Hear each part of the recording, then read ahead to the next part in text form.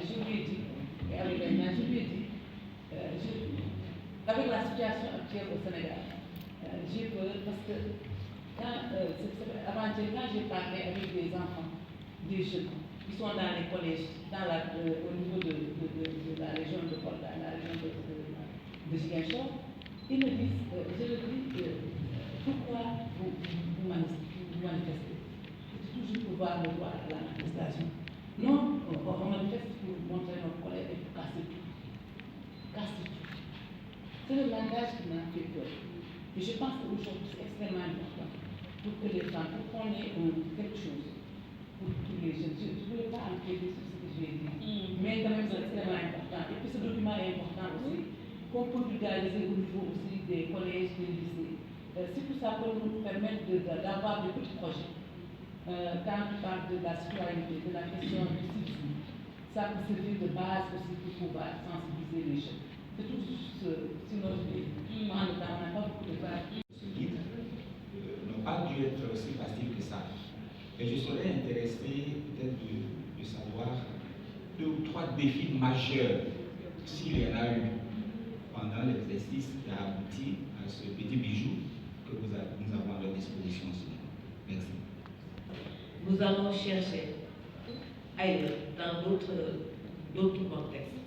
Alors que nous réalisons ici, chez nous, beaucoup de choses, avec beaucoup d'outils, avec des méthodologies assez expérimentales, assez rodées.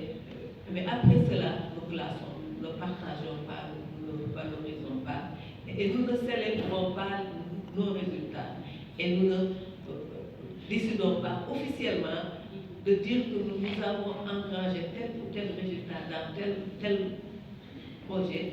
On va l'intégrer comme paradigme, comme nouvel outil de travail, de cheminement, etc. Donc, c'est important qu'on ait à capitaliser. Donc, c'est pour ça que cet outil-là, en dehors de la présentation aujourd'hui, nous allons mettre en place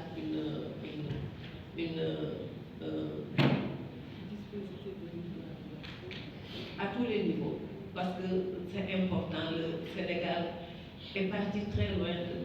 On parle de démocratie depuis longtemps. On a des outils, on emprunte les paradigmes et les concepts.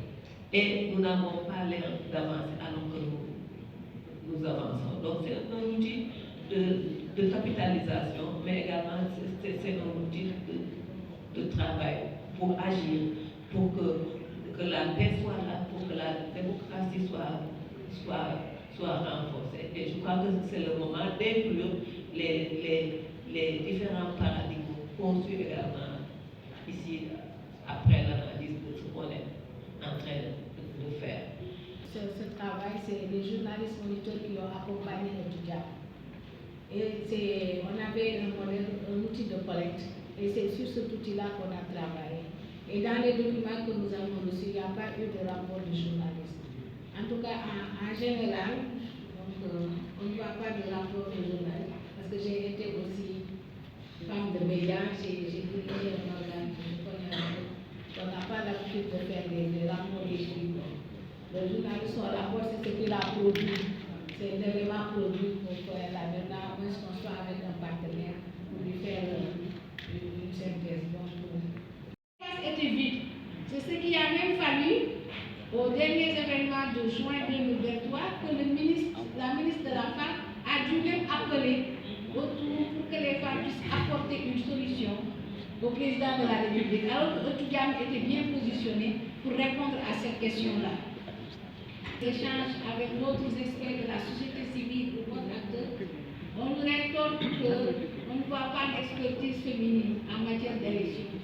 Et je pense que Otudiam, avec tout le processus qu'elle a pu suivre, doit aussi se positionner comme un creuset d'expertise en matière électorale.